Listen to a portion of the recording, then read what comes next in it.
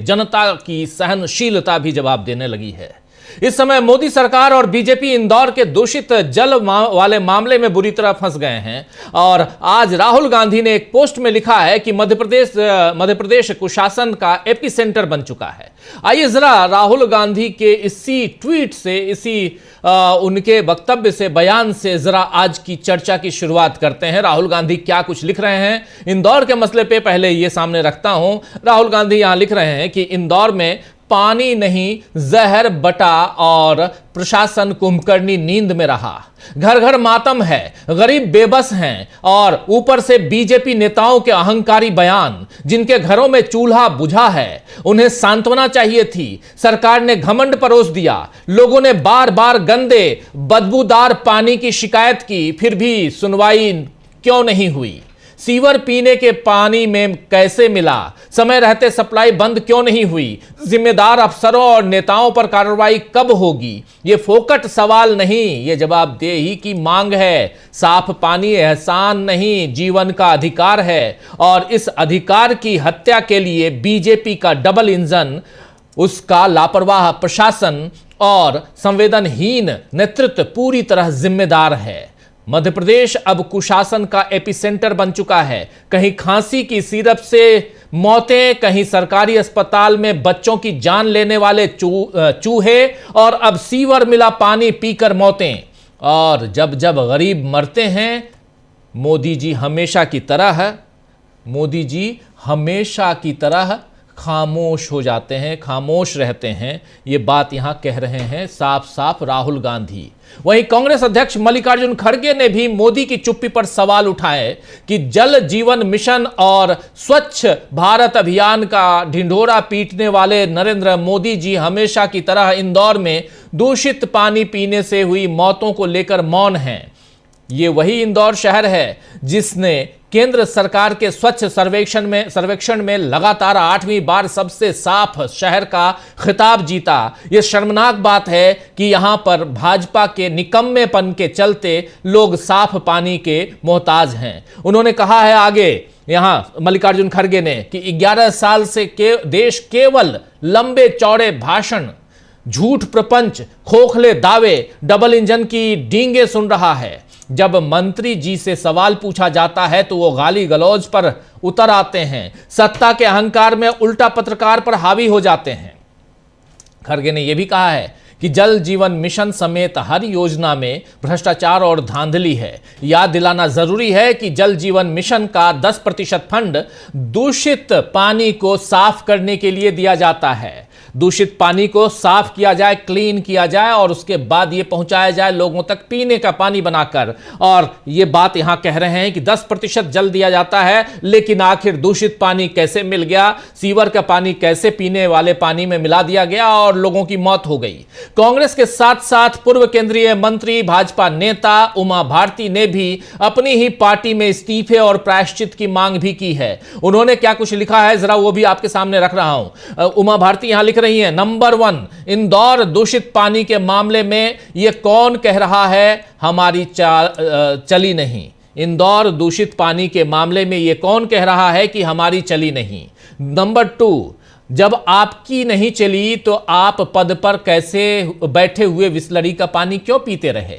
पद छोड़कर जनता के बीच क्यों नहीं पहुंचे?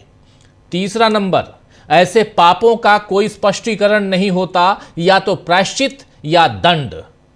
इससे पहले भी मोहन यादव सरकार को घेरते हुए उमा भारती ने 2 लाख के मुआवजे पर लिखा था कि जिंदगी की कीमत 2 लाख रुपए नहीं होती, क्योंकि उनके परिजन जीवन भर दुख में डूबे रहते हैं। इस पाप का घोर प्रायश्चित करना होगा, पीड़ित जनों से माफी मांगनी होगी और नीचे से लेकर ऊपर जवाब दे करके एक जो है नया आयाम लिखना है कि बिहार राज्य महिला आयोग। सुन रहे थे बिहार राज्य महिला आयोग की अध्यक्ष अपना बयान देते हुए, अपनी बात रखते हुए यहाँ पर। और इस विषय पर बिहार CPI-ML की नेता दिव्या गौतम से भी जब हमारे संवाददाता ने इसी मसले पर बात की तो उन्होंने क्या कुछ कहा है जरा उसको भी सुन लेते हैं। चर्चा आगे बढ़ाएंगे, बहुत कुछ है इस पिटारे में दोस्तों। जरा सुन लीजिए दिव्या गौतम को। इस बयान को कैसे देखते हैं आप? बहुत ही शर्मनाक है। पूरे देश भर की महिलाओं और साथ में सबसे ज़्यादा कि बिहार की महिलाओं के लिए ये बहुत ही शर्मनाक है कि ऐसे लोग जो भाजपाई लोग जो हैं वो महिलाओं को क्या समझते हैं। उनको क्या लगता है कि बिहार की महिलाएं 20-25 हज़ार रुपए में बिकती हैं। यही महिलाएं इनको सत्ता में लेकर के आई, आज उनकी ही अस्मिता पे, उनकी ही डिग्निटी पे ये जो हैं छींटाकशी कर रहे हैं। कल हम लोग सावित्रीबाई फुले के जन्म दिवस मनाने वाले हैं। ऐसे यही मनुवादी लोग उस समय में भी जब वो पढ़ाने के लिए महिलाओं को जाती थी तो उनके कैरेक्टर को उनके ऊपर गोबर फेंकने का काम करती थी। वही मनुवादी लोग आज भी जो महिलाओं।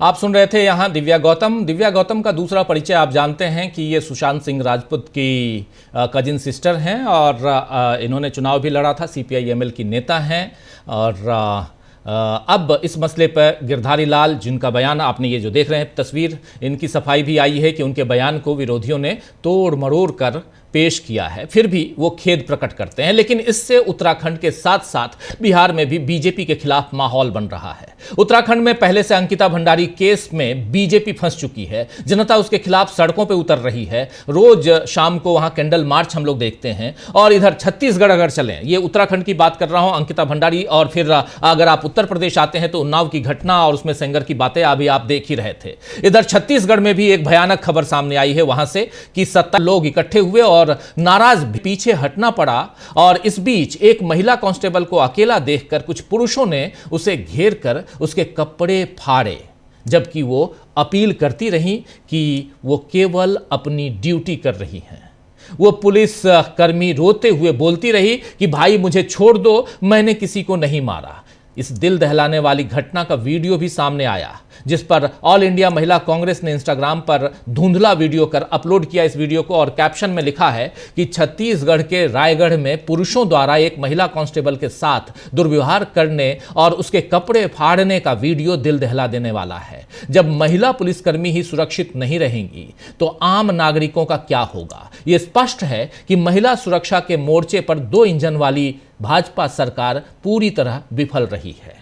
तो यह साफ नजर आ रहा है दोस्तों कि मोदी जिसे सुशासन कहते हैं या डबल इंजन सरकार की बात करते हैं, वैसा जमीन पर कहीं दिखाई नहीं दे रहा है, बल्कि आम लोगों की तकलीफें बढ़ती ही जा रही हैं। ध्यान भटकाने के लिए ईवीएम पर लोगों का भरोसा जैसी खबरें लाई गई तो उसकी भी पोल अब कांग्रेस ने खोल दी है। दरअसल डेक्कन हेराल्ड अखबार है, आप जानते हैं दक्षिण भारत का, डेक्कन हेराल्ड की लीड स्टोरी में ईवीएम पर लोगों से भरोसा कैसे बढ़ा है या ईवीएम पर लोगों के भरोसे के बारे में जो लिखा गया है, उस लीड स्टोरी को लेकर खूब आज अलग अलग खबरें प्रसारित की गई।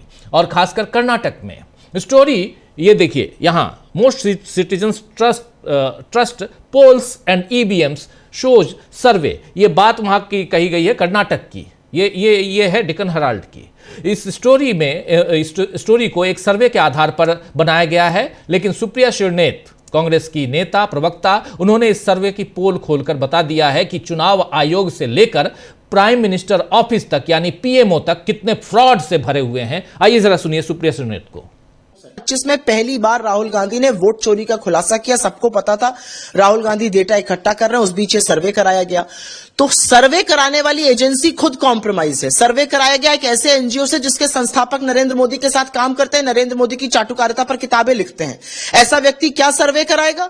आप देश के देहात और कोने कोने में पहुंच जाइए, हर व्यक्ति ईवीएम पर, हर व्यक्ति चुनाव प्रणाली पर, हर व्यक्ति एसआईआर पर सवाल उठा रहा है। आप ये सोचिए कि कितने फ्रॉड भरे पड़े हैं चुनाव आयोग से लेकर सरकार के अंदर बैठे लोगों तक। एनजीओ जिससे कराया जा रहा है वो सरकार की चाटुकारिता कर रही है, वो मोदी जी के लिए काम कर रहे हैं और उनसे सर्वे कराया जा रहा है। तो वो क्या नतीजा देंगे ये बच्चा बच्चा देश का जानता है। लेकिन जिस व्यापक स्तर पर, जिस बड़े लेवल पर यह फ्रॉड खेला जा रहा है, तो बड़े लेवल पर जो फ्रॉड खेला जा रहा है, उस फ्रॉड का यहां उसकी पोल खोल कर रही हैं सुप्रिया श्रीनेत। ये डेक्कन हेराल्ड की खबर है। यह साफ दिख रहा है कि राहुल गांधी ने वोट चोरी का जो मुद्दा उठाया है वो बेबुनियाद नहीं है और इसीलिए ऐसे सर्वेज और ऐसी स्टोरीज पेश करने पड़ रहे हैं सरकार को, वरना पहले तो ऐसी जरूरत कभी नहीं पड़ती थी।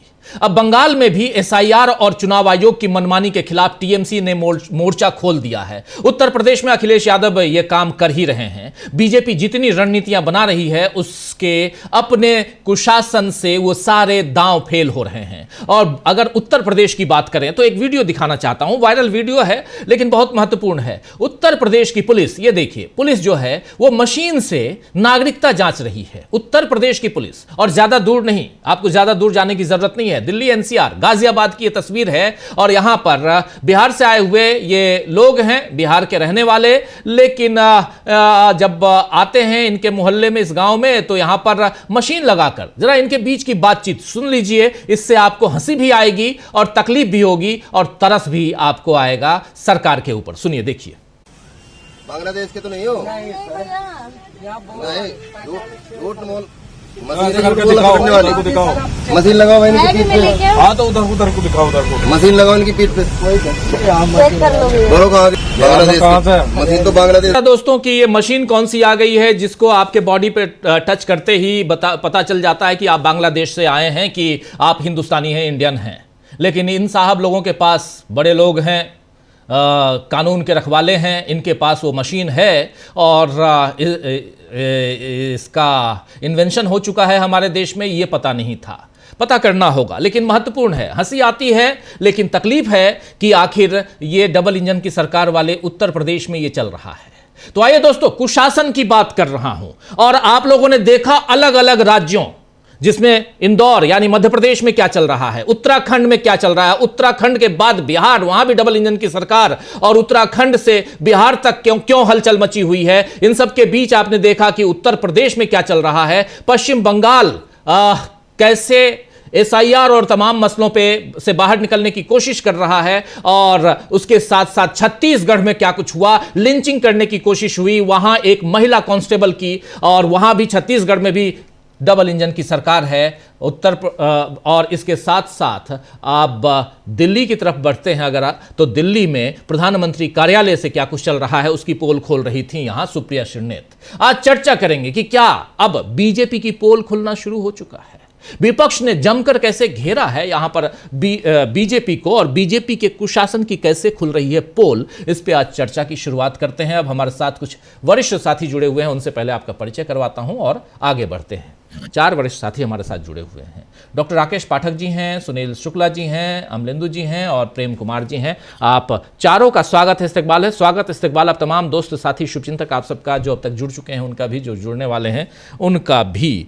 पहले डॉक्टर साहब आपके पास ही आना चाहता हूं, इंदौर से शुरुआत करते हैं। आप चूंकि वहीं आसपास में हैं, मध्य प्रदेश में हैं, तो आपसे बेहतर और कौन बताएगा कि आखिर चल क्या रहा है। दूसरी बात कि तमाम तस्वीरों को आप लोगों के सामने रख चुका हूं, और इन सब के बीच अब तो वो मशीन भी आ गई है जिससे नागरिकता जांची जाती है। अब तो कोई दिक्कत ही नहीं है, अब तो कोई दिक्कत नहीं है, घुसपैठिए तुरंत मिल जाएंगे। अब कागज वागज भरने की जरूरत नहीं है, एनरोमेशन फॉर्म भरने की जरूरत नहीं है। अब मशीन टच करेंगे और बस आप इंडियन हो, आप इंडिया के बांग्लादेशी हो, बस काम तमाम। डॉक्टर साहब, सबसे पहले तो जो नोबेल शांति समिति है, नोबेल पुरस्कार समिति है, उसे इन एसएचओ साहब की इस कतरन को, इस वीडियो को भेज देना चाहिए, ताकि सन 2026 में जब विज्ञान के नोबेल पुरस्कार पर विचार करने बैठे तो नोबेल समिति को कोई ज्यादा समय जाया न करना पड़े। एक अद्भुत आविष्कार दरोगी जी ने कर दिया है। लेकिन ताजा खबर यह है कि इन दरोगी जी से वरिष्ठ पुलिस अधिकारियों ने जवाब तलब कर दिया है जी। कायदे से तो इनकी वर्दी उतर जाना चाहिए।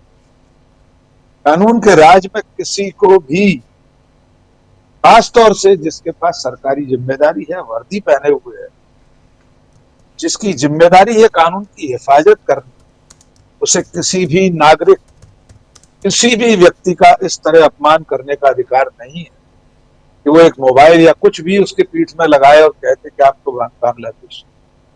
तो कायदे से इन दरोगा जी को सीखचों के पीछे भी होना चाहिए, वर्दी उतर जानी चाहिए। मध्य प्रदेश पर लौटते हैं डॉक्टर साहब। मध्य प्रदेश इस वक्त देश में सबसे ज्यादा चर्चा का सबब बना हुआ है। इंदौर शहर 8 साल से लगातार सबसे स्वच्छ शहर का तमगा गले में लटका कर घूम रहा था। लेकिन जब भीतर झांक के देखा तो मालूम हुआ कि इंदौर भीतर से न केवल नागरिक सुविधाओं में बजबजा रहा है, बल्कि इंदौर की धमनियों में नफरत का जहर भी बहुत तेजी से भरा जा रहा है। क्रिसमस के मौके पर जो कुछ हुआ वो पूरे देश ने देखा है। यहाँ जिस तरह से एक खास विचारधारा के लोग नफरत बांटते हैं वो भी अब छुपी हुई बात नहीं। और नागरिक सुविधाओं का क्या हाल है, भागीरथपुरा ने बता दिया कि वहां के लोग पानी नहीं जहर पी रहे थे। टक्सा प्रशासन ने 80 सैंपल लिए पानी के और कुछ पीड़ितों के, एमजीएम मेडिकल कॉलेज में उन्हें भेजा गया।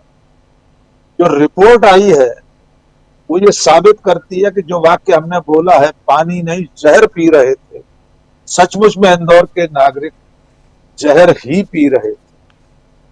उसमें जिस तरह के खतरनाक बैक्टीरिया मिले हैं पानी में, उनके नाम थोड़े से कठिन है और चूंकि विज्ञान के, रसायन विज्ञान के शब्द हैं, फिर भी हम संक्षेप में उनको दोहरा देते हैं। उसमें faecal coliform bacteria, E coli, Pseudomonas, Vibrio species, Citrobacter species, protozoa, इस तरह के खतरनाक बैक्टीरिया मिले हैं जो इंसान की जिंदगी को लील जाने के लिए पर्याप्त। दुर्भाग्य की बात यह है कि जिन लोगों की जिम्मेदारी थी वे सब इस वक्त पल्ला झाड़ रहे।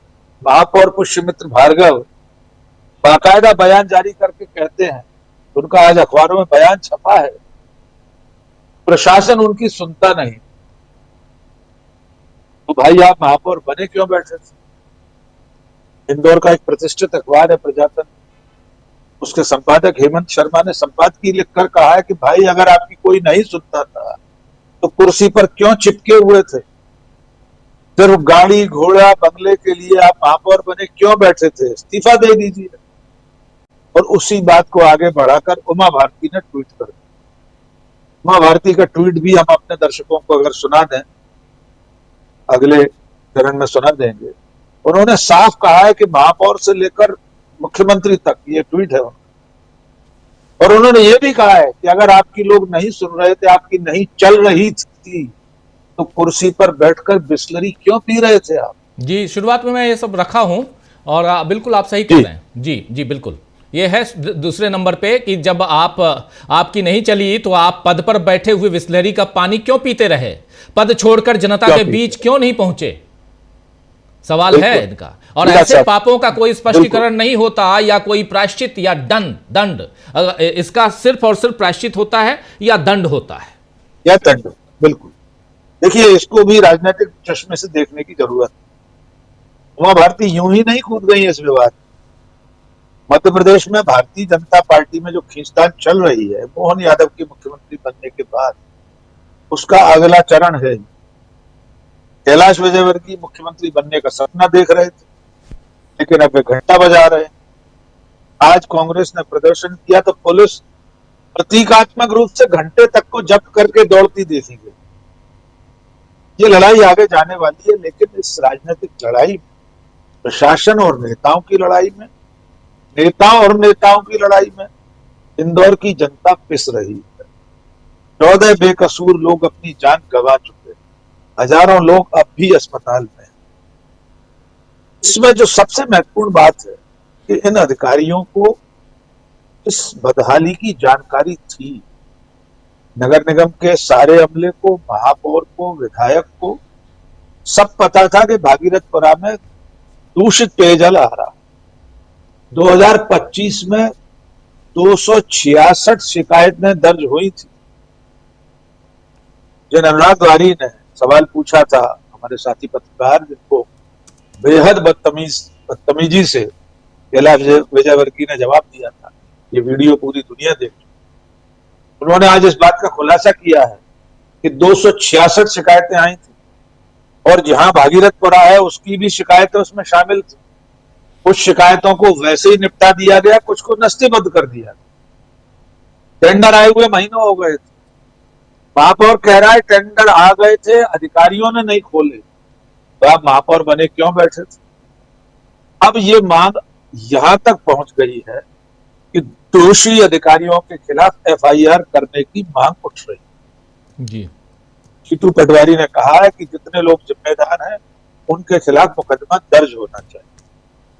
कैलाश विजयवर्गीय के इस्तीफे की मांग चल रही, लेकिन आज की तारीख में मुख्यमंत्री ने कुछ अधिकारियों के तबादले करके, कुछ लोगों को इधर से उधर करके फिलहाल इस मामले को ठंडा करने की कोशिश की है। लेकिन ये सवाल अपनी जगह कायम रहेगा कि सचमुच में जिन लोगों की जान गई है, 5 महीने का अबोध बालक अव्यान आंखें खोलने से पहले ये जहरीला पानी पीकर इस दुनिया से चला गया, इन सब लोगों की मौत का जिम्मेदार कौन है, जिम्मेदारी कैसे तय होगी? उमा भारती जो कह रही है प्रायश्चित या दंड, हमारी लोकतांत्रिक व्यवस्था में प्रायश्चित ये नहीं हो सकता कि नगर निगम का कमिश्नर कल उपवास पर बैठ जाए कि साहब मैं प्रायश्चित कर रहा हूं, या महापौर कहे कि साहब मैं तो शाम तक पानी नहीं पीऊंगा। दंड मिलना चाहिए।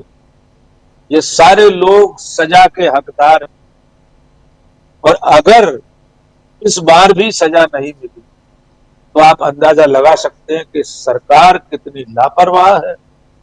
लोगों की जान, जिंदगी से, उनकी सेहत से उसे कोई लेना देना नहीं।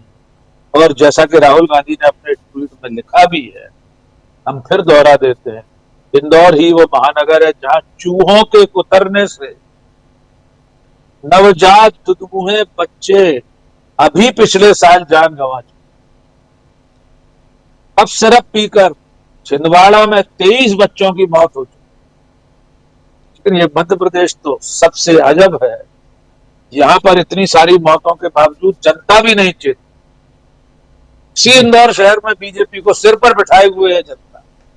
सारे पद, महापौर, पार्षद, विधायक, सांसद, मंत्री, मुख्यमंत्री सब सिर पर बिठा रखे हैं।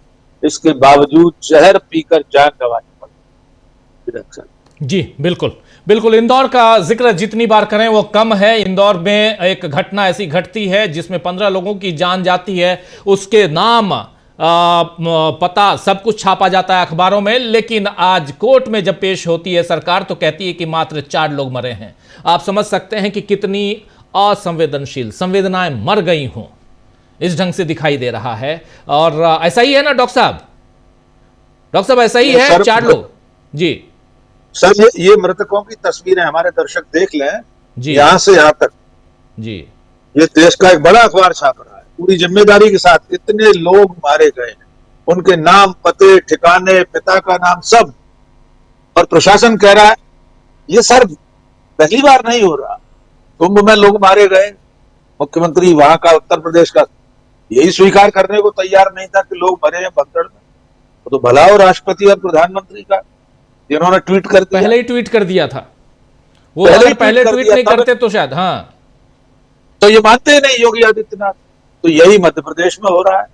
कितनी मौतें हुई हैं इसकी संख्या छुपाने की कवायद शुरू हो गई। ये बेहद असंवेदनशील सरकार है। इसे लोगों की जान से, उनकी सेहत से, उनके भविष्य से कोई लेना देना नहीं। जी जी बिल्कुल। प्रेम कुमार जी, आपके पास आना चाहता हूं। देखिए, अलग अलग राज्यों में डबल इंजन की सरकार, चाहे छत्तीसगढ़ हो, चाहे मध्य प्रदेश हो, चाहे उत्तराखंड हो, चाहे बिहार हो, चाहे उत्तर प्रदेश हो, हर जगह परिस्थितियां कमोबेश वही दिखाई देती है। एक्सपोज हो रही है बीजेपी, इसमें कोई दो राय नहीं है। लेकिन फिर भी आप 15 की जगह 4 लोग बताएंगे? राहुल गांधी ने यही सवाल पूछा है। फिर उमा भारती, उन्हीं की पार्टी, पूर्व केंद्रीय मंत्री, पूर्व मुख्यमंत्री मध्य प्रदेश, वो भी कह रही हैं कि आप बिस्लरी पीकर बैठे हुए थे, अगर आपको इतना ही था तो आप पद छोड़ देते। इसका एक ही उपाय है कि या तो आप प्रायश्चित कीजिए या आप दंड के हकदार हैं। प्रेम कुमार जी। जी देखिए राजीव जी, ये जो घटना घटी है इसमें मरने वाले ज्यादातर हिंदू हैं, मरे हैं। और इस घटना की शुरुआत अगर आप देखें तो 15 अक्टूबर को भागीरथपुरा के मंदिर के परिसर में जो कुआं है वहां सीवर का पानी मिला हुआ आया और इसकी शिकायत हुई थी 15 को, आ तो रहा होगा पहले से शिकायत हुई थी। और उसी सीवर का पानी यानी टट्टी में मिला हुआ पानी वो मंदिर में चढ़ाया जा रहा था, मंदिर परिसर की बात कह रहा हूं। तो ये बात भी अब सामने आ रही है, भाई मंदिर में भी टट्टी वाला पानी चढ़ा रहे थे और मरने वाला व्यक्ति भी हिंदू है और हिंदू का झंडाबरदार उसका महापौर है, उसका पार्षद है, उसका एमएलए है, उसका एमपी है, उसकी सरकार है और उसकी केंद्र में सरकार है।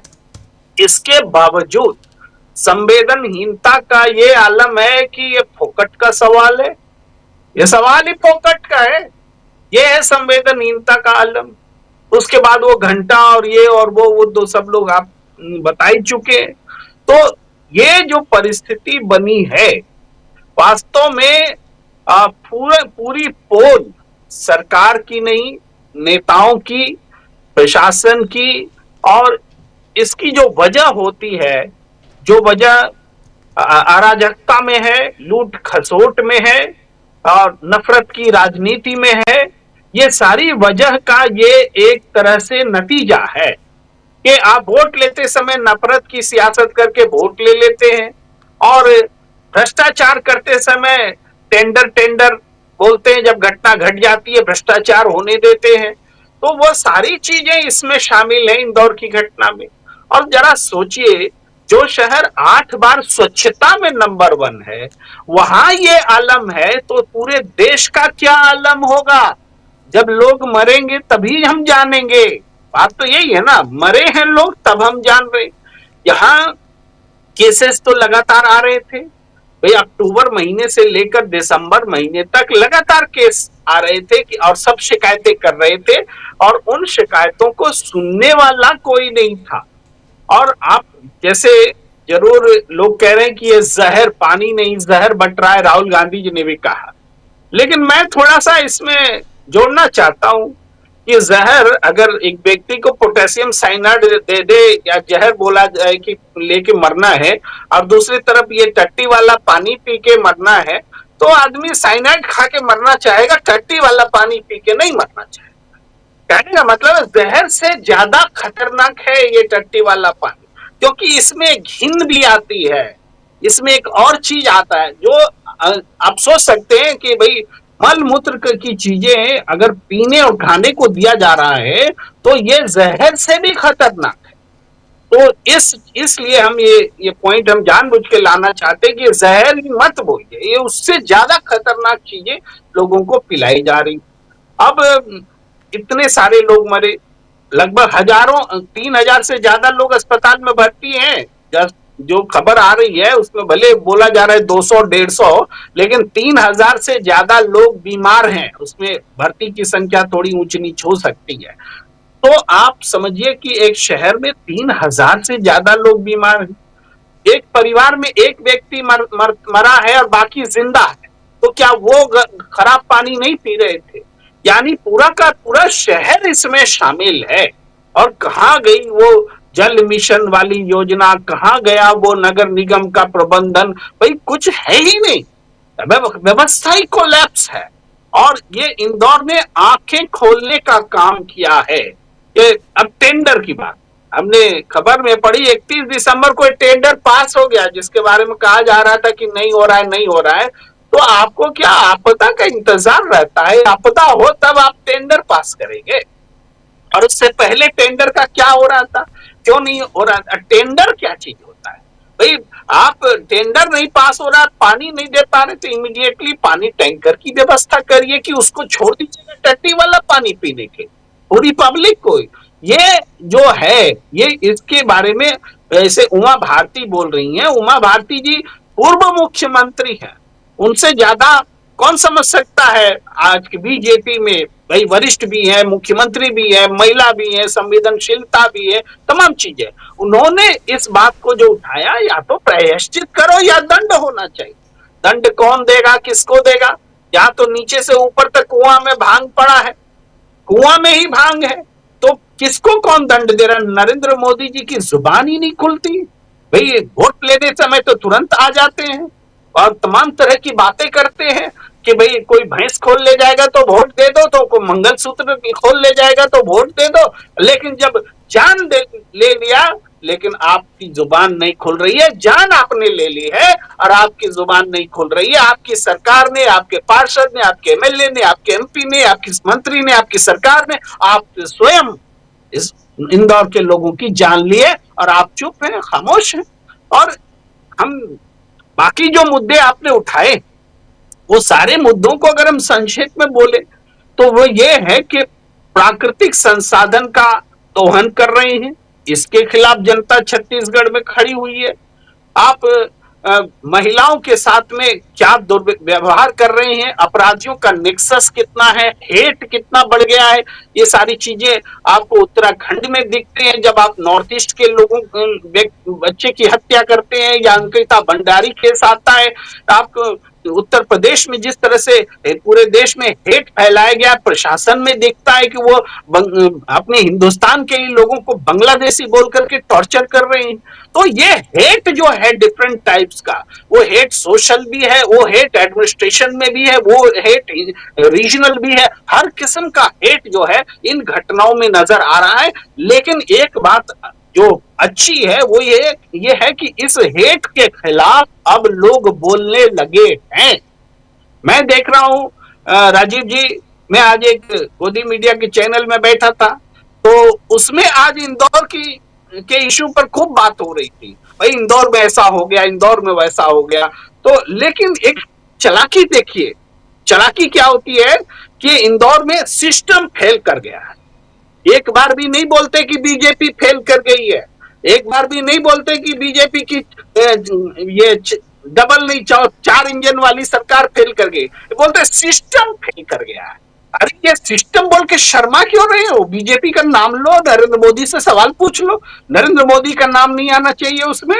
भाई जैसे कोई अगर वक्ता बोल दिया भाई बीजेपी के नेता को इस्तीफा देना चाहिए, तो वो तुरंत बोलने लगेंगे पिछली सरकार में भी ऐसा होता था।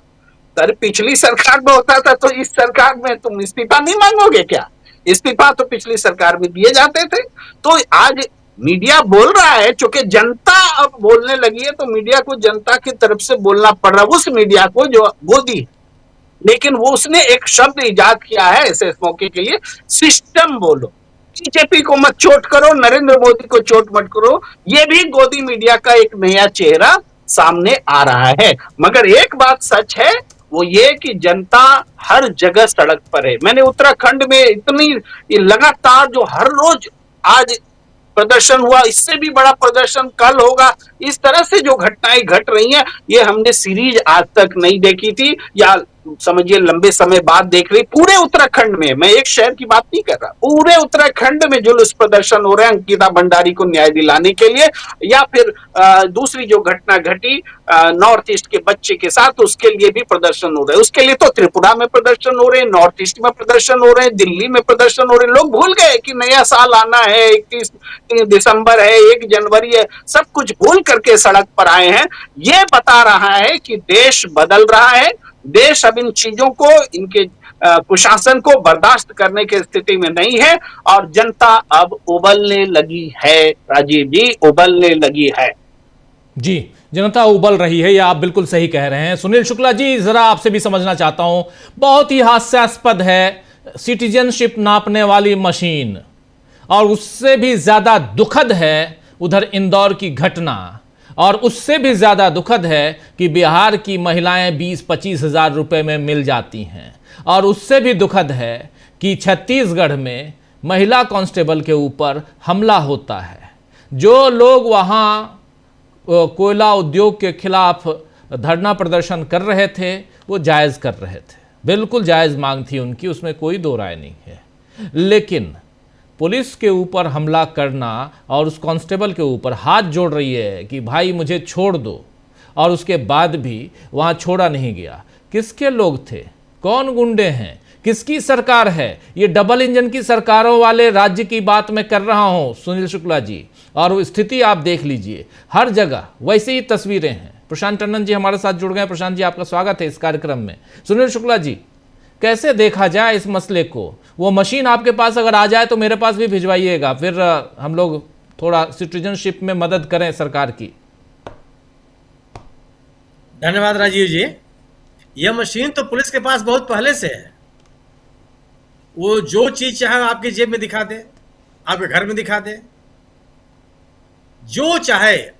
आप सोचिए कि उमर खालिद अगर पिछले कई सालों से जेल में है तो कौन सी मशीन है? अगर अमिताभ ठाकुर 5 साल पुराने मामले में, 25 साल पुराने मामले में जेल अरेस्ट करके भेज दिए जाते हैं जेल, तो कौन सी मशीन उनके पास है? गिरफ्तारियों के बाद कोई आरोप पत्र दाखिल नहीं होता, सर में जमानत की मांग का पुरजोर विरोध किया जाता है, सब मशीन इनके पास है। जिसके आप सोचिए कि भीमा कोरेगांव के जो लोग पकड़े गए थे 2018 में, उनके पास क्या क्या नहीं दिखाया गया? क्यों उनको कुछ चीजें नहीं, क्योंकि लैपटॉप में इसमें उससे दिखा दी गई? सवाल ये नहीं, ये तो पुलिस का पुराना धंधा है और इस धंधे इसको यह सरकार और प्रमोट कर रही है, कोई पूछता ही नहीं है। यह काम पुलिस का है क्या? किसी नागरिकों के बारे में पूछताछ करना ये पुलिस का काम है।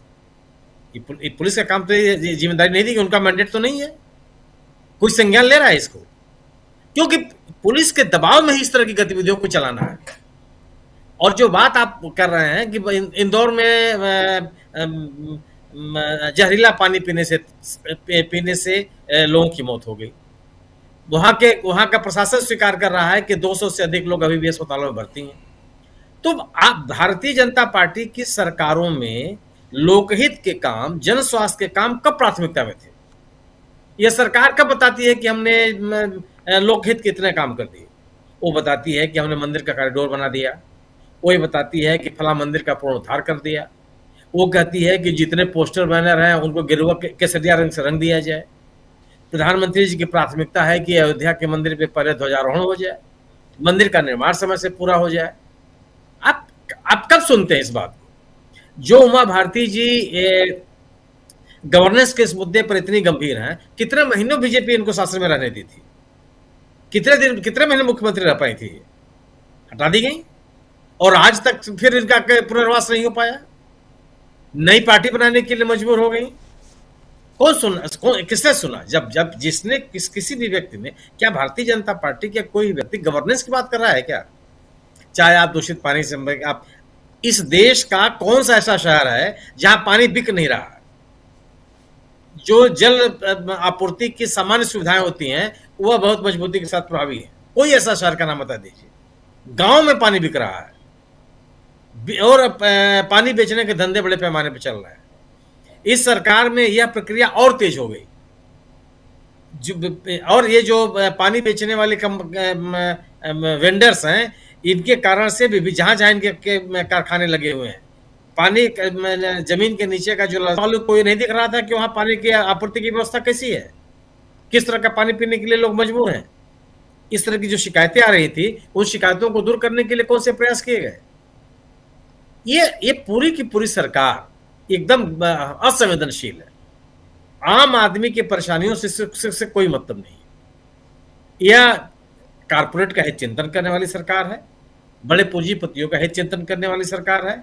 गवर्नेंस से कोई मतलब नहीं। अच्छा, इसको लगता भी है कि अगर आप, यही विजय वर्गीय साहब है ना, जिनके बेटे ने नगर निगम के अधिकारी के बैट से पिटाई की थी इसी शहर में, तो चुन करके विधायक भी हो गए। विजय वर्गीय साहब लगातार चुनाव जीतते जा रहे हैं, वहां पूरे इंदौर पर बीजेपी का कब्जा है। तो आखिर जब इन तमाम चीजों की असफलताओं के बावजूद बीजेपी को राजनीतिक सफलता मिलती चली जा रही है, तो ठीक है, चलता रहेगा। ये विजय वर्गीय साहब के पुराने बयान आप याद कर लीजिए, किस तरह की भाषा पत्रकारों के साथ प्रयोग करते रहे, ये किस तरह की धमकियां देते रहे हैं। ये कोई पहली घटना थोड़ा है जो उन्होंने अनुराग द्वारी के साथ किया। जब भी, चाहे पश्चिम बंगाल में इनको जब जिम्मेदारी दी गई हो, चाहे मध्य प्रदेश की राजनीति में बहुत सक्रिय रहे हो, आज तो मंत्री ही हैं, यही इनकी शब्दावली रही है। धमकी भरे अंदाज रहे हैं, तिरस्कार भरे इनकी शैली रही है और चल रहा है बाकायदे। सरकार कभी भी भारतीय जनता पार्टी ने इसको गंभीरता से नहीं लिया, क्योंकि इनको लगता है कि इसके या उनकी राजनीति को प्रभावित करने वाले कारण ही नहीं है। ये अपनी राजनीति को चलाए जा रहे हैं और लोग उसके पीछे पीछे पीछे पीछे लोग भी लगे हुए हैं।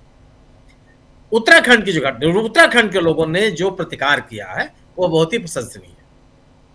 अंकिता भंडारी का मसला हो, चाहे बिहार की एक अन्य महिला के साथ की घटना हो, उसमें जो जिस तरह की नाराजगी उत्तराखंड के लोगों ने व्यक्त की और लगातार व्यक्त कर रहे हैं, यह एक बदला हुआ राजनीतिक माहौल है जो भारतीय जनता पार्टी के लिए चुनौती है।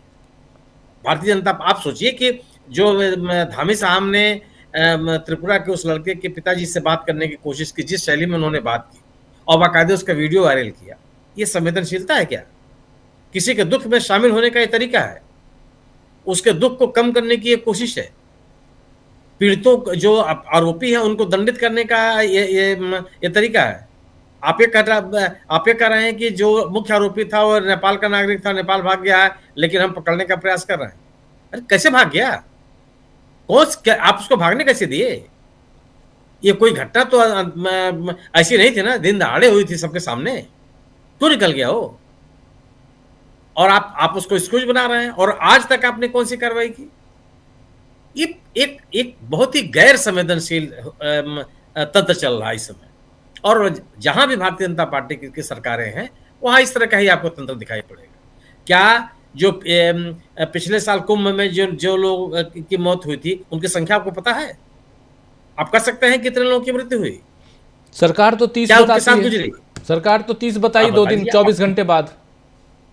आप सोचिए, 24 घंटे के बाद 30 की संख्या आगे नहीं घटी, पीछे भी नहीं घटी। नहीं, वो बिल्कुल फिक्स है 30। घायलों की संख्या के बारे में आज तक कोई बात नहीं। पहली बार, मतलब मेरी जानकारी में तो नहीं है कि जो राहत दी जाती है वो नगद पैसा दिया गया।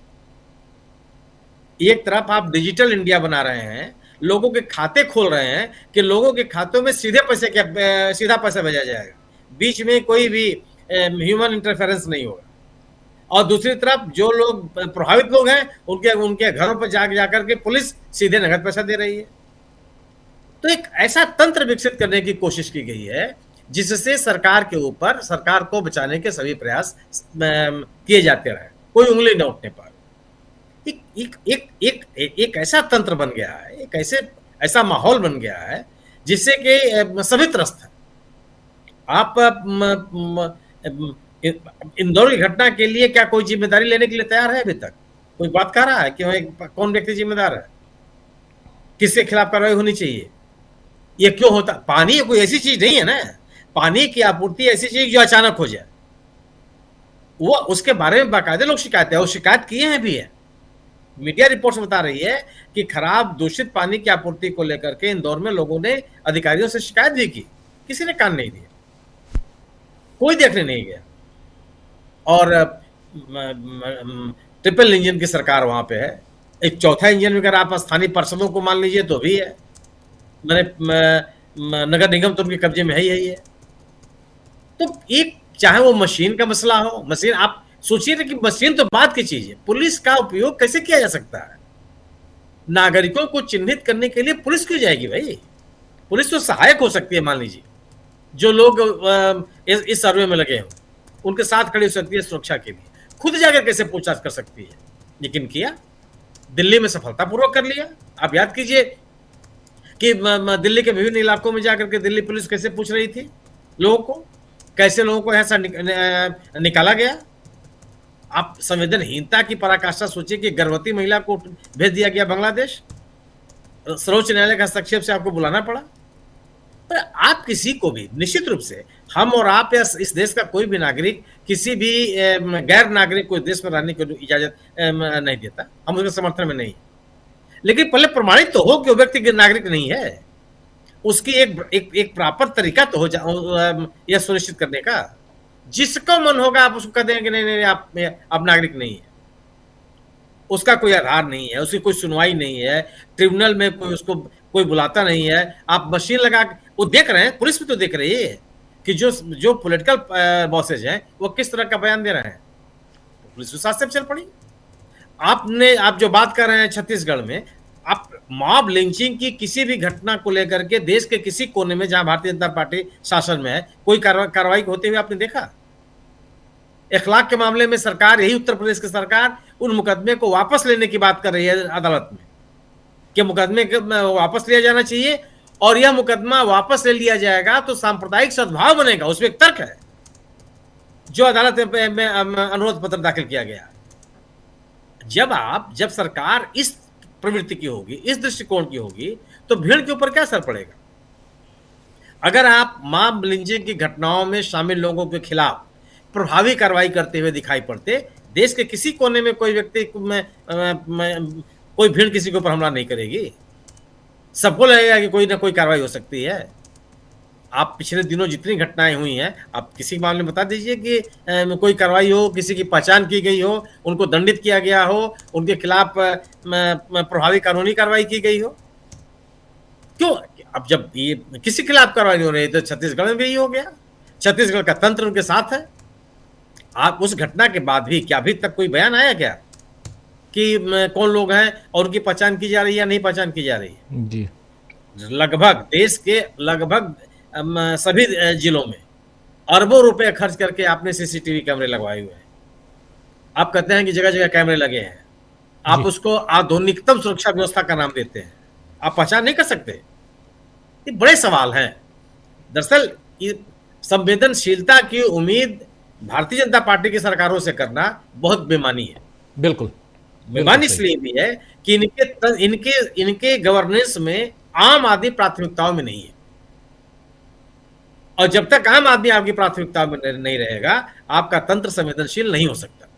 जी, सही कह रहे हैं, बिल्कुल सही कह रहे हैं। प्रशांत टंडन जी, आप कैसे देखते हैं कई अलग अलग राज्यों में जहां जहां भाजपा की सरकार, अभी याद कीजिए कि 25 तारीख को उन्हीं राज्यों में चर्च में या जहां क्रिसमस मनाने के लिए किसी मॉल में तोड़फोड़ की गई, कहीं हनुमान चालीसा पढ़ा गया, कहीं कुछ और यहाँ दिल्ली में भाजपा की सरकार बैठी है, केंद्र में भी और राज्य में भी, और प्रधानमंत्री नरेंद्र मोदी उस समय प्रार्थना सभा में प्रार्थना कर रहे थे जीसस क्राइस्ट के जन्मदिन पर।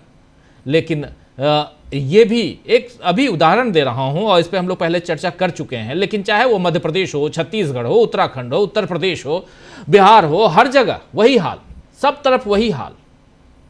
और ये तस्वीर तो और भी हास्यास्पद है, ये जो हमारे आपके बीच है।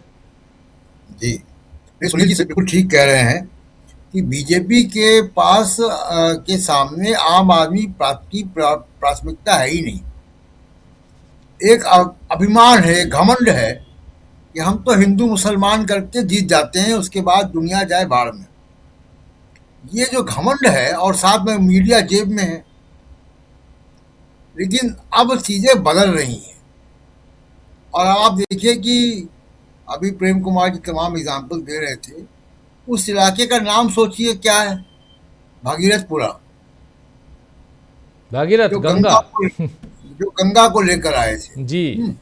तो नाम बदलने में बीजेपी की बड़ी दिलचस्पी रहती है, लेकिन नाम से कुछ होता नहीं है, काम से होता है जो कुछ होता है। आप भागीरथपुरा में भी पानी अपने आप साफ नहीं हो पाएगा, क्योंकि उसका नाम भागीरथ है। आपको ध्यान देना होगा, और कब से मामला चल रहा है। और आप देखिए कि कल वो पत्रकार ने सवाल पूछा अनुराग तिवारी ने, उसके बाद हाई कोर्ट भी आ गया, उसके बाद NHRC भी आ गया, सब हो गया। लेकिन आप बताइए कि पिछले 24 घंटे में जब से ये मामला मीडिया में आया, और कल हम लोग न्यूज पॉइंट भी किया, कार्रवाई क्या हुई? कितने सीबीआई हुए, कितने लोग के खिलाफ मुकदमे दर्ज हुए? कोई कार्रवाई नहीं हुई। ये बेसिकली यही एरोगेंस है। आप सोच सकते हैं कि किसी और सरकार में, किसी और पार्टी की सरकार में ऐसा हो सकता था? अब तक तो इस्तीफे हो जाते। कैलाश विजयवर्गीय का इस्तीफा हो जाता। इस्तीफा नहीं होता तो कम से कम पार्टी अध्यक्ष या कोई जिम्मेदार अधिकारी उनको बुला के जवाब तलब करता कि आपने कैसे बात की पत्रकार से। किसी सरकार में, तमिलनाडु की सरकार हो, केरल की सरकार हो, झारखंड की सरकार हो, कर्नाटक की सरकार हो, तेलंगाना की सरकार हो, कहीं भी ऐसा हो जाए, वो सरकारें उनकी पार्टियां हरकत में आती हैं, क्योंकि उनको मालूम है कि उनके पास चुनाव जीतने का कोई और जरिया नहीं है। अपने काम के बल पर उनको चुनाव जीतना है। उनके पास कोई धर्म या जाति के आधार पर चुनाव नहीं जीत सकते। ये बीजेपी का घमंड है। लेकिन जो कल से शुरुआत हुई है 2026 की, और आज दूसरा दिन है, और इस तरीके की खबरें चारों तरफ से आ रही हैं, तो ये शुरुआत तो देखिए बहुत आगे तक जाएगी। और कुल मिला के ये है कि पिछले चाहे 2 बार सरकारें आई हों, 3 बार सरकारें आई हों, चाहे केंद्र की सरकार हो, तीसरी बार प्रधानमंत्री मोदी जी, लेकिन सिस्टम पिछली सरकारों का ही है जो चल रहा है। इन्होंने कोई सिस्टम नहीं बनाया, वो देश उसी सिस्टम पे चल रहा है, इन्होंने केवल प्रचार किया है। अब आप देखिए ना कि इंदौर सबसे स्वच्छ शहर है, ये प्रचार का हिस्सा है, और हकीकत हमारे सामने है कि 10 लोगों की मौत है, 200 से ऊपर अस्पताल में, न जाने कितने बीमार हैं। तो ये पीआर जो है ये बहुत महंगा पड़ रहा है देश की जनता को भी, जान गंवानी पड़ रही है। राहुल गांधी ने ठीक कहा है अपने ट्वीट में कि ये जीवन के संवैधानिक अधिकार की हत्या है, और बिल्कुल सही कहा है जी, क्योंकि संवेदनशीलता है ही नहीं।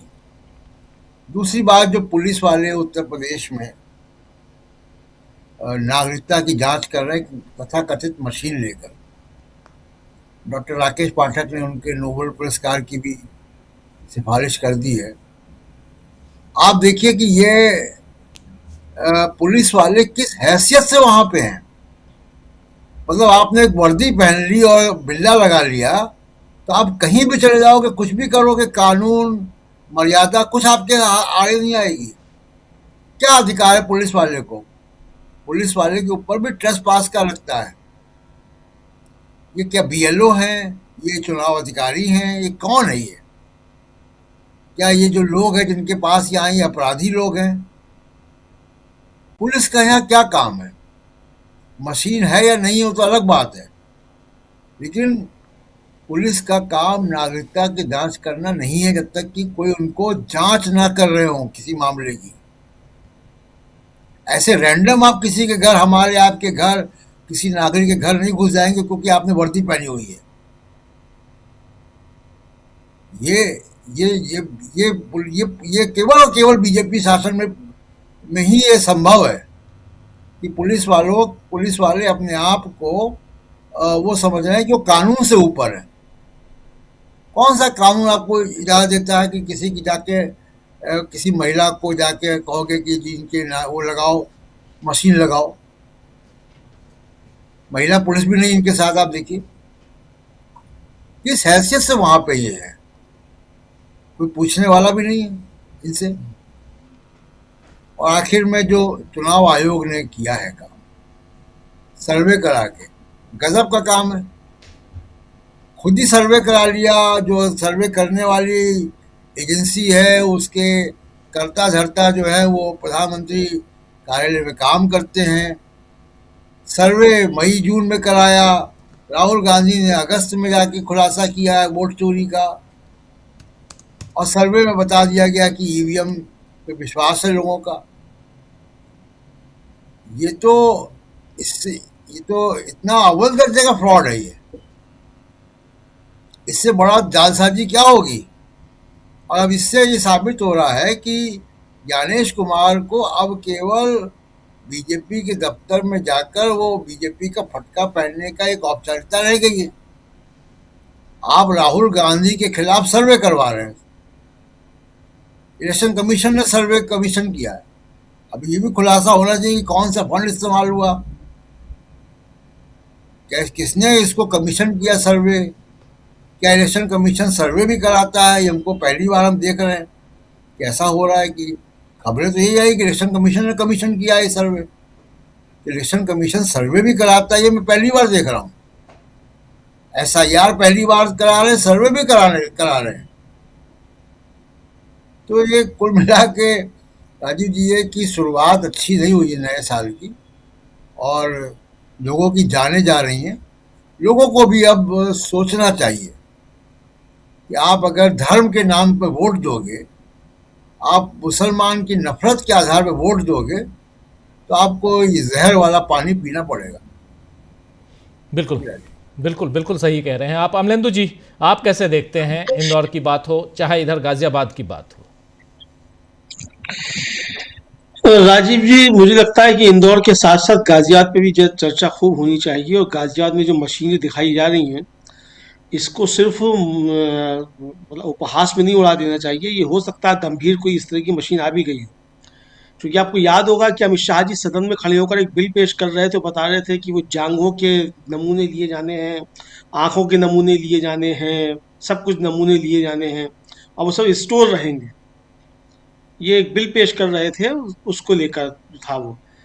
और राजीव जी, ये जो आधार कार्ड बने हैं, आधार के जरिए जो आपकी पुतलियां और ये सब जो ली गई हैं, तो इस पे तो पहले आधार को लेकर पहले भी आरोप लगते रहे कि ये जनसंहार का एक अस्त्र है और इसी के जरिए जो है वो बड़ी आबादी को मिटाने की कोशिशें होंगी।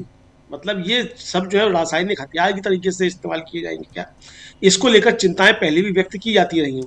तो क्या वास्तव में इस तरह की कोई मशीन आ गई है जो देश को नहीं मालूम है और इन अधिकारी जो है, पुलिस के अधिकारी, इनके पास पहुंच गई है? ये भी राजीव जी एक हो सकता है। मतलब एक शंका जो है वो पैदा होती है अगर इस तरीके की चीज वास्तव में कुछ है, मशीन लगा के जांच किया जाए। मशीन से ये तो मालूम नहीं पड़ेगा कि आदमी बांग्लादेश का ही कहाँ का है, लेकिन उसका ब्लड ग्रुप क्या है, उसका डीएनए क्या है, गुणसूत्र क्या है, ये सारी चीजें तो पता चल सकती हैं। तो क्या इसके जरिए कोई खेल हो रहा है, वास्तव में हो रहा है?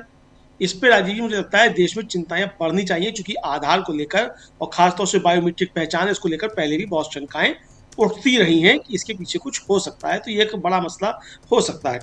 बाकी राजीव जी, अब ये जिस तरीके से किया जा रहा है, अब जस्टिस गवई जो थे, जो सीजीआई थे, जब उन्होंने बुलडोजर को लेकर बहुत सख्त फैसला दिया था और उसके बाद फिर मालूम पड़ा कि वो एक कार्यक्रम में मौजूद थे मुख्यमंत्री योगी आदित्यनाथ के साथ और बता रहे थे कि इनका कानून का राज बहुत अच्छा है। तो अब राजीव जी, सुप्रीम कोर्ट इसका भी संज्ञान नहीं लेगा, लेना भी नहीं चाहिए, क्योंकि हमारे सीजीआई जो है वो एसआईआर पर जो बहस चल रही थी उसमें कह चुके थे कि अखबार में कुछ छप जाएगा तो उस पर हम कोई नोटिस थोड़ी कर देंगे। तो अब ये अखबार में या चैनल्स पर या हमारे यूट्यूब चैनल्स पर अगर इस तरह की विजुअल्स आ रहे हैं तो इसको संज्ञान लेने की सुप्रीम कोर्ट को कोई आवश्यकता नहीं है। भाई, जब तक अब ये पूछा जाना चाहिए कि अगर पुलिस इस तरीके से लोगों के घरों में घुस रही है तो आखिर क्या इनके पास कोई सर्च वारंट है जिस सर्च वारंट को लेकर ये घुसे? क्या पुलिस को इस तरीके का अधिकार है कहीं भी घुस जाने का, किसी के घर में जाकर करने का? तो अगर इसका भी सुप्रीम कोर्ट संज्ञान नहीं लेगा तो किसी दिन पुलिस भी सुप्रीम कोर्ट में भी घुस जाएगी इस तरीके से। कुछ भी हो सकता है फिर तो। अगर पुलिस राज ही आना है इस तरीके से और पुलिस को ही सारी चीजें तय करनी है, कल को जज साहब की भी तय करने लग जाएगी फिर, अगर आम आदमी की तय कर रही है। मुझे लगता है कि इस मामले का सुप्रीम कोर्ट को स्वतः संज्ञान लेना चाहिए कि ये किस तरीके के मूव चल रहे हैं। नागरिकों के मौलिक अधिकारों का हनन भी इससे जुड़ा हुआ दिखाई पड़ता है राजीव जी। अब जो इंदौर का मसला है राजीव जी, वहां तो बहुत ही ज्यादा एक तरीके से कहा जाए कि निर्दयता और क्रूरता जो है वो भारतीय जनता पार्टी की निकलकर सामने आ रही है। अब वहां उनका आपसी झगड़ा है, उसकी वजह से है, या प्रशासन वहां जो है वो नहीं सुन रहा था? अगर प्रशासन नहीं सुन रहा था तो ये डबल ट्रिपल इंजन की सरकारों में प्रशासन इतना राजीव जी बेकाबू कैसे हो गया कि वहां बात ही नहीं सुन रहा है, महापौर की बात नहीं सुन रहा है, वहां मंत्री हैं उनकी बात नहीं सुन रहा है? अगर प्रशासन नहीं सुन रहा है तो ये सरकार बनी हुई क्यों है? भाई, कहा तो ये गया था मोदी जी की तरफ से कि मिनिमम क्या गवर्नमेंट और मैक्सिमम क्या गवर्नेंस, कुछ इस तरह की शब्दावली इस्तेमाल की गई थी। तो ये कौन सी मिनिमम गवर्नेंस और मैक्सिमम जो है वो गवर्नेंस दिखाई पड़ रही है? बताया जाए, ये सवाल तो पूछा जाना चाहिए मोदी जी से। और राजीव जी, मोदी जी तो ड्रोन लेकर देख लेते हैं सब जगह कहाँ क्या चल रहा है, कहीं भ्रष्टाचार हो रहा है वो भी देख लेते हैं, पुल बन रहा है वो भी देख लेते हैं। तो मोदी जी का ड्रोन जो था ये क्यों नहीं देख पाया कि वहाँ जो गंदा पानी पिलाया जा रहा है, लोगों की जान जा रही है गंदे पानी से? ड्रोन जो है क्या उनके मतलब की चीजें देख पाता है, बाकी सब नहीं देख पाता है? तो ये भी सवाल पूछा जाना चाहिए। जैसा प्रेम का बनाया हुआ सिस्टम है तो फेल तो होना ही है। मोदी जी फेल हो रहे हैं, सिस्टम भी फेल हो रहा है। मोदी जी ठीक होते हैं तो सिस्टम भी ठीक रहता है। भाई, पर्ची के मुख्यमंत्री जब निकलेंगे तो सिस्टम ऐसा ही बनेगा। मालूम है कि पर्ची से निकले हैं, पर्ची किसी दूसरे की निकल आएगी तो वो बन जाएगा, तो कोई आदमी काम क्यों करेगा? जब राजीव जी पर्चियां निकलनी हो, पर्चियों से ही जब तय होना है कि कौन मंत्री बनेगा और कौन विधायक बनेगा और कौन मुख्यमंत्री बनेगा, तो पर्चियां हैं, पर्चियां में जिसका भाग्य होगा वो बन जाएगा। तो काम करने की आवश्यकता तो किसी को है नहीं। काम करने की आवश्यकता तब होती है जब जनता के बीच जाना पड़े, जनता के सवालों के जवाब देने पड़े। तो इसी सब निश्चिंत है तो सिस्टम तो फेल होगा ही। अगर सिस्टम फेल हो रहा है तो सिस्टम फेल होने की जिम्मेदारी कौन लेगा? इस्तीफा किसका होगा, हालांकि कोई नहीं लेगा। अभी हम लोगों के बीच में राजीव जो विजुअल चल रहा है, ये यूथ कांग्रेस ने वहां जो है उनको डुबोया है पानी में, अपने विजय वर्गीय साहब को, घंटा वाले बाबा को। तो अब ये डूबे या ना डूबे राजीव जी, तो बहुत ज्यादा पानी दिख रहा है। काम तो ऐसा था कि चुल्लू भर पानी में डूबना चाहिए था, ये पानी बहुत ज्यादा ले लिया इन कांग्रेसियों ने। तो जो बात कही थी उन्होंने, तो उसके लिए चुल्लू भर पानी काफी था डूबने के लिए, तो इतना भारी जल के बीच ले आकर जाने की आवश्यकता क्या थी। बहरहाल राजीव जी, मंत्री जी चाहे कुछ करें, कुछ भी बोलें, सरकार को निश्चित तौर पर चुल्लू भर पानी में डूब जाना चाहिए। अगर उसके रहते हुए नागरिकों को शुद्ध पानी भी नहीं मिल सकता और उसकी जान जाने पर आप हाईकोर्ट में जाकर भी मिथ्या वाचन कर सकते हैं, तो निश्चित तौर पर सरकार को चुल्लू भर पानी में डूब ही जाना चाहिए। इस मसले पे अभी तक प्रधानमंत्री नरेंद्र मोदी का एक भी शब्द, एक भी कमेंट नहीं आया है, एक भी कमेंट नहीं आया। नरेंद्र मोदी हैं भाई देश में, चलो 4 लोग ही, आपके ही आंकड़े, मान लिया 4 ही मरे, मान लिया, हालांकि अभी तमाम जगहों से ये खबरें और बिल्कुल कहाँ किसकी मौत हुई है सारे आंकड़े हैं मीडिया में, उसके बाद भी मान लिया। और खुद कहा जा रहा था कल की 13 लोग, फिर 15 लोग हैं और 3000 से ज़्यादा अभी प्रेम कुमार जी कह रहे थे अलग अलग अस्पतालों में भर्ती हैं। चलिए मान लिया 4 ही, तो क्या नरेंद्र मोदी को इस पर संवेदना व्यक्त नहीं करनी चाहिए थी? उनकी सरकार है वहाँ पे। लेकिन चलिए आगे बढ़ते हैं, समय कम है, थोड़ा 20 मिनट का समय है और आप पांचों महानुभावों के पास आना है। डॉक्टर राकेश पाठक जी, इन तमाम घटनाक्रमों का कितना असर पड़ते हुए आप देखते हैं आगामी 5 राज्यों के चुनाव पे, जिसमें सबसे ज़्यादा सुर्खियों में रहने वाला है, आप जान रहे हैं कि पश्चिम बंगाल। असम में ऑलरेडी 8,000 रुपये की घोषणा हो गई। बिहू से पहले हम दे देंगे पैसा ताकि बहनें जो हैं वो बिहू अच्छे से मना पाएँ असम में। अभी तक बिहू को लेकर कोई चिंता नहीं थी, इस बार चुनाव है तो अभी से घोषणा हो गई। बिहू कब आता है आप जानते हैं अच्छे से, तो इसलिए ये सारी चीज़ें पहले से वहाँ तैयारियां हो रही हैं। असम है, पश्चिम बंगाल है, उधर तमिलनाडु, केरल, पुदुचेरी, इन 5 राज्यों में चुनाव है। और इन जो डबल इंजन की सरकारों वाले जो राज्य हैं, उन राज्यों के हालात आप देख रहे हैं। ऐसे में वोटर्स, चुनाव आयोग, SIR और अब तो घुसपैठिया खोजने वाली मशीन आ गई है। ये मशीन नागरिकता वाली थोड़ी है, वो आप देखिए, केयर कीजिए, गौर कीजिए शब्दों पे। कह रहे हैं तुम बांग्लादेशी हो, इसका मतलब आप ये नहीं कह रहे तुम भारत के नागरिक हो या नहीं हो, बांग्लादेशी हो, मतलब घुसपैठिया खोज रहे हो। और घुसपैठिया का मतलब बांग्लादेशी समझते हो आप। अभी तक आपने बिहार में कितने घुसपैठिए खोज लिए? आपने पूरा चुनाव झारखंड का लड़ लिया घुसपैठिए पे ही। कितने घुसपैठिए झारखंड में मिल गए आपको? नहीं बताया। और उसके बाद वहां आप सरकार भी नहीं बना पाए। तो जहां आपकी सरकार नहीं है वहां आप ढंग से वोट चोरी नहीं कर पाते हैं। ये भी अभी तक का ट्रेंड है। डॉक्टर साहब देखिए, बहुत संक्षेप में सारे मुद्दों को समेटते हैं। भागीरथपुरा की बात पहले कर लेते हैं। प्रशांत जी ने कहा तो मैं विनम्रता से याद दिला दूं, कल जो DV लाइव पर हमारा स्पेशल शो लगा है उसमें हमने ये बात कही है कि भगवान भगीरथ जो गंगा को स्वर्ग से धरती पर लाए थे, उनके नाम की बस्ती है और वहां साफ पानी के अभाव में लोग बंद हैं। आपने हाई कोर्ट का जिक्र किया था डॉक्टर साहब, तो उसका संक्षेप